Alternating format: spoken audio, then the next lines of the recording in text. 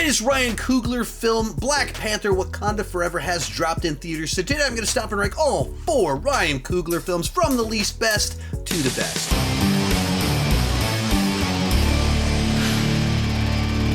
Hi, my name is Sean, and I love to talk about movies and TV way too much. With that in mind, go ahead and join me down below in the comments section. Share your ranking of all 4 of Ryan Coogler's films. My list isn't the right list, it's just my list, and I would love to see yours. I have done a bunch of these director rankings in the past. Done Tarantino, Nolan, David Fincher, and many more. Somewhere around here, I'll have a little button you can click on to check out the rest of those. If you enjoyed this video, there's more like it. And as I go into Ryan Coogler's films, I think all of them are very good.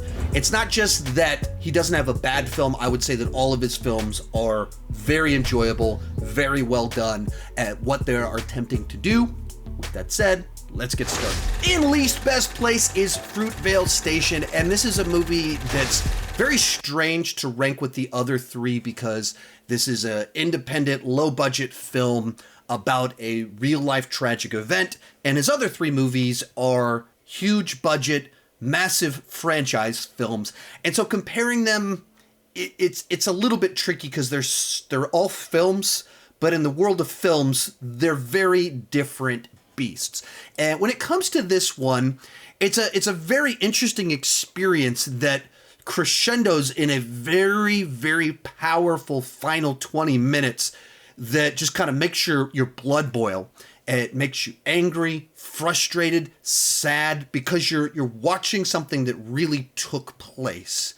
And it's the sort of movie you watch it and immediately want to research what really happened, what happened afterwards, even what have been the updates since the movie came out, because despite the real life events taking place 13 years ago now, almost 14 years ago now, there's still updates that have happened over the last few years about the investigation, about new information being revealed that just continues to add to the frustration and how horrifying the events were and the sense of injustice about what unfolded and what should have taken place and how people should have been punished for what happened that still hasn't happened yet. It's that kind of movie that explores something so well, but the nature of the movie is it's building up to a series of events that are only a span of a few moments. And the idea of the film was to show you the day in his life, that there wasn't anything interesting that led to this gigantic event that made headlines and that led to this film being created. It's just a day in the life of just kind of mundane things happening, which is the point, is to show this normal person. That also means it's not the most interesting, most compelling cinema. You're just watching a guy make his way through life, and it explores it well, and the movie's brief enough that it doesn't overstay its welcome. It doesn't, not like it's boring, but to say that it's a movie that very much crescendos in the last 20 minutes in a way that makes an impact. And the first hour, you're like, okay, yeah, it's just a normal guy. And you feel, especially as you move into the back half, these little choices, these little decisions along the way that are going to lead to the tragic finale. You know it's happening, and so you get this sense of dread. The first half, you're just kind of seeing random things in a guy's day, which is the whole point, but also, once again, not the most compelling cinema. But this is a film that it's so difficult to compare to big blockbuster films because it's designed for a different purpose. It's designed to show you the person. It's designed to enrage you and inform you and force you to go and research what happened. And it does that really well. So it's tough to know, how do you rank it with big blockbuster films? I don't know. It does what it's trying to do very well. Which one am I more likely to rewatch of all of these? Which one long-term made the bigger impact? The other 3 made a bigger impact on me than this one, whereas the real-life events in the story add extra weight to it, more so than necessarily the first hour of the film. In third place, Black Panther Wakanda Forever. And as I've said many times in my videos, this is a movie that was dealt just a terrible hand. that the lead actor of their franchise, the title character, died well into the development process, and also the movie was made in the middle of a pandemic. That's a terrible hand to be dealt. And I felt they absolutely pulled it off, where they found a story that felt like the logical continuation from where the previous film left off. Wakanda revealed themselves to the world, and that's going to have consequences, where other people are now going to want that vibranium stuff now that they understand that there's a place where there's a lot of it, and that Wakanda is not just this developing nation. That has consequences. And then they found this way to, like, okay, let's tell a story about Namor and develop what if they're also this hidden country with vibranium. How would the choice Wakanda made affect them? That's interesting to me. And it's a franchise about a nation, where the other Marvel franchises are about characters, heroes, teams. This is about a nation, and so it makes sense to kind of have this political side to it, in the sense of it's about nations and their desire for resources, for security. It's just a different type of storytelling, a different type of conflict, and that's a lot of what made it so interesting and fascinating to me.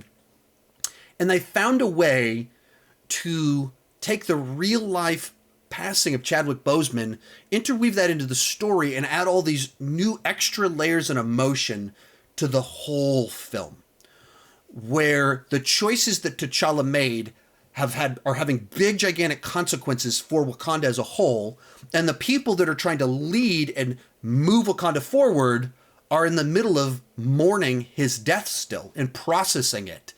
And so they're barely holding it together on a personal level, while they're trying to hold the nation together as a follow-up to what happened in the first movie. I just found that so very compelling. Just a really great way to do things, pull a lot of ideas together to have a lot of emotion, a lot of conflict, tension, interesting ideas, and complicated scenarios, so much so that there's a wave, a little segment on Twitter that's arguing, hey, Namor did nothing wrong. Hey, I don't know what movies you guys saw. Namor wasn't a villain. Now, I would argue that's a very strange perspective, because murder and preemptive war are pretty bad things, but there's a way of like viewing the whole movie from his perspective to see how he's the one that's being invaded by these people that he perceives of as being dangerous invaders and conquistadors. And you go, okay, from his perspective, he's the hero of his own story, protecting his people. That's when you have a great villain. Now, the movie, it's too long. It's overstuffed, in particular in the middle. And I'm not sure how much of that is what. I imagine that they very much had this story and outline in place, and they had like a 2 hour and 15 minute, 2 hour and 20 minute version of the movie. And then you have to incorporate in the death of your lead character. And so that has all this other stuff that kind of adds on top of it that just kind of bloats out the runtime to about 2 hours and 40 minutes is too much. That the 2 hour, 20 minute, 2 hour, 25 minute version of this film probably would have moved at a much better place, in particular in the middle. It just got real boggy and too many things happening, too many new characters being introduced, too much going on, so people got sidelined and stuff. So it's not flawless. There are problems here, but it's a movie that did a tremendous job under the worst of circumstances, that very emotionally resonant. Like, you feel big emotions watching this movie. There's, just when the logo runs, the room was silent. All three of the showings I was at for the film. So gets the right things right. Some of the action's not as good as it should be, a little bit too long, but the most important stuff, a compelling story, a fitting tribute, big emotions, it does those. And so I thought it was done very well. Our runner-up, Black Panther, and this to me is one of the more mature of the films in the MCU. Now, the MCU's always been about escapist fun, and so you get that with this film. You get sneaker puns, you get war rhinos, you get big, gigantic CGI action sequences. You get all the stuff you're supposed to get with an MCU film, but it's also a movie that wants to explore all sorts of ideas, and it does it through Killmonger, who's the villain. He's evil. He's a murderer. He's doing all sorts of stuff he shouldn't be doing, but he represents a perspective that has a lot of merit to it. And this idea of, should Wakanda be doing more to serve people, to help people, or are they just keeping their resources to themselves for their own comfort? And you start to, like, it helps you, like, kind of perceive of things like, those who have much, are they using it to serve those who have little? Those with power, are they using it to serve people with no power, or are they just using it to help themselves? And it finds a way to take a character that is villainous, that is evil, and you want to see him defeated. He's not the person that should be leading Wakanda moving forward, but he also is able to sway T'Challa and Wakanda as a whole to use their resources, their power, to help serve the world in ways that they hadn't in the past. And I just thought that was just like a really good way to use a story to communicate a message, to use a story to explore ideas. And whether you fully agree with the movie's perspective, Killmonger's ideas, worldview, whether you agree with it or not, you can still enjoy the film and engage with the ideas and think about it. And that's the way you're supposed to do this. Use the story to communicate ideas, to show someone else's perspective through a film, while delivering entertainment that fits inside of the context of the franchise it's in. Now, it's another one where it has its flaws still. I don't like the way Ryan Coogler shoots a lot of his action, and the third act in particular, it comes off kind of goofy, and after the rest of the film, and all of a sudden you have like CGI war rhinos, and the final fight between Black Panther and Killmonger just doesn't look good. It's very cartoony, like they fall into a hole and it's like CGI them falling a long distance. It's like, ooh, this looks like computer cuts, video game cutscenes right now. And then they do their final fight and it's CGI them in black suits in front of dark backgrounds. The coloring's not right, the design's not right, in a movie that has all sorts of great production design. That is not a good sequence right there. So it's not quite a fantastic film for me. I think it was very good. Does a lot of things great.